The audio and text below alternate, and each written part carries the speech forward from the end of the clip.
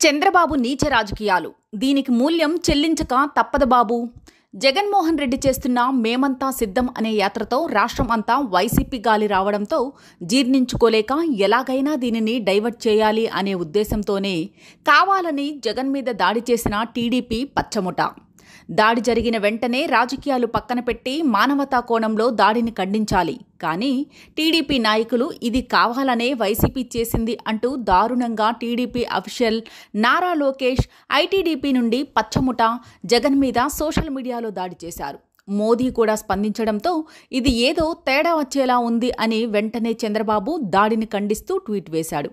ఇక్కడే చంద్రబాబు దొరికేశాడు. పార్టీ నుంచి వైసీపీ మీద దాడి చేస్తున్నారు. చంద్రబాబు ఏమో ఖండిస్తూ వేరే వర్షన్ వేశాడు. ఇది ప్రజలందరూ గమనిస్తున్నారు. జగన్ మీద దాడి చేయించిన చంద్రబాబుకు ప్రజలు బుద్ధి చెప్పే రోజు మే 13 తొందరలోనే ఉంది. చంద్రబాబు నీచ రాజకీయాలు దీనికి మూల్యం చెల్లించక తప్పదు బాబు. జగన్మోహన్ రెడ్డి చేస్తున్న మేమంతా సిద్ధం అనే యాత్రతో రాష్ట్రం అంతా వైసీపీ గాలి రావడంతో జీర్ణించుకోలేక ఎలాగైనా దీనిని డైవర్ట్ చేయాలి అనే ఉద్దేశంతోనే కావాలని జగన్ మీద దాడి చేసిన టీడీపీ పచ్చముఠ.